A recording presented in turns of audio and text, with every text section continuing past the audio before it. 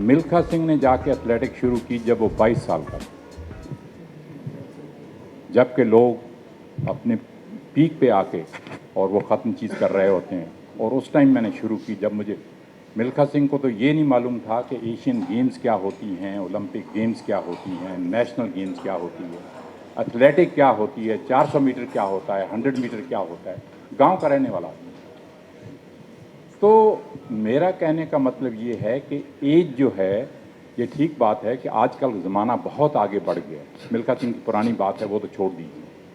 मगर अगर ये 12 साल का बच्चा लेते हैं, 12 साल के आसपास, तो वो बच्चा जो है आपको 8-10 साल जो है अच्छी तरह से काम दे सकता है।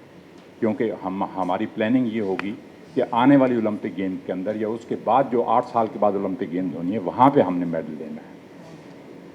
तो ये जो है एज ग्रुप इनको मालूम ही है कि 12 साल का 13 साल का बच्चा लेके उसको आगे फर्दर ट्रेन करना है।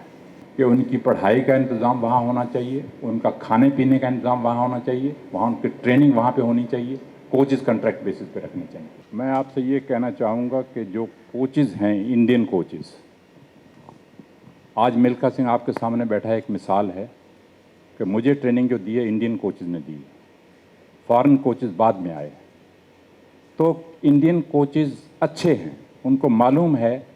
आजकल तो हर एक चीज़ हर आदमी के सामने होती है कि किस तरह से ट्रेनिंग देनी है। 400 मीटर अगर भगाना है आदमी को, किस किस्म की ट्रेनिंग देनी है, कितनी क्रॉस कंट्री करवानी है, कितनी हिल रनिंग करवानी है, कितनी सैंड रनिंग करवानी है, कितने स्टार्ट देने हैं। तो ये सारी चीज़ें कोचेज़ को मालूम होती हैं।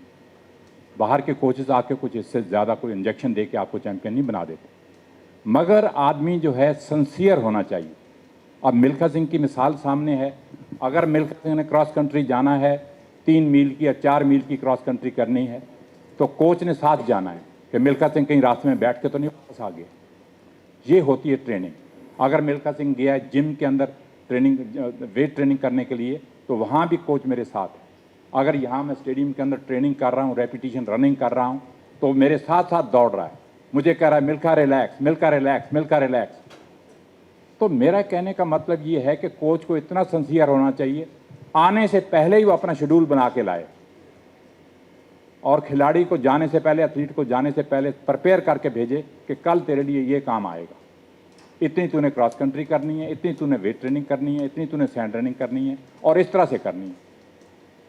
तो तब तो जाके, अब मैं 400 मीटर जब दौड़ता था, मेरा वो जब ट्रायल देते थे हर हफ्ते के बाद, 10 दिन के बाद, वो उनको पता चल जाता था कि मिल्खा सिंह के अंदर स्टैमिना की कमी है, स्पीड की कमी है, स्ट्रेंथ की कमी है, किस चीज़ की कमी है, और उसके मुताबिक वो ट्रेनिंग देते थे।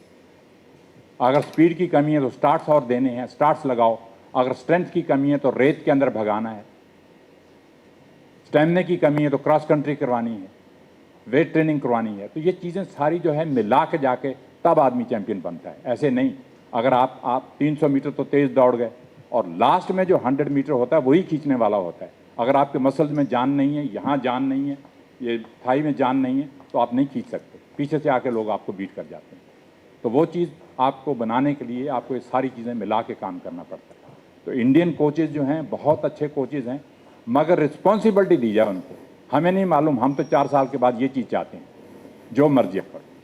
मैं समझता हूँ कि अगर इनके अंदर इरादा इनका मजबूत है कि ये काम करना है और बच्चे वो लाने हैं जो कि हार्ड वर्क करें, तो मैं समझता हूँ कि हुसैन बोल्ट भी तो आदमी है, इंसान है।